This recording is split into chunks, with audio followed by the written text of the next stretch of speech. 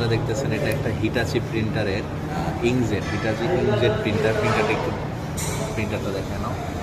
Hitachi inkjet printer, এই প্রিন্টারের এটা একটা প্রেশার কন্ট্রোলার বা প্রেশার কন্ট্রোল গেজ যাকে বলেন। এটা দিয়ে আমাদের প্রেশারকে কন্ট্রোল করা যায়।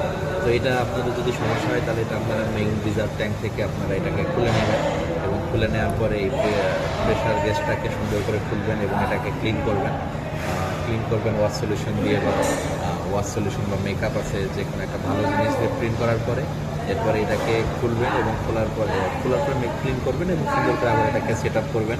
সেট আপ করতে শুরুতে আপনার গ্যাসকেটগুলো দিবেন, গ্যাসকেটের পাশে হলো আপনার ওয়েল সিলগুলো দিবেন, ওয়েল সিলের পরে এগুলোকে ধারাবাহিকভাবে বসাবেন।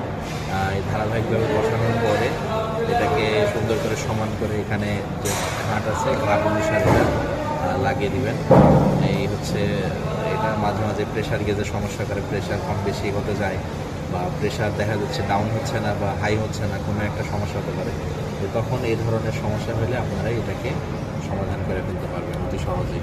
এবং এটা সমাধান হয়ে গেলে এই লাস্টের এই পার্টটাকে এটা একটু ক্লিন করবেন। এই ক্লিন করে ভেতরে মেকআপ কালি ঢুকাই দিলে এদিকে আউটপুট বের হয়ে যাবে। এটাকে আবার সব ধারাবাহিক ইয়াতে আপনারা এটাকে সুন্দর করে পজিশন মতো এটা সেট আপ করে লাগাই দিবেন এবং ইনশাল্লাহ এটা সমাধান হয়ে যাবে।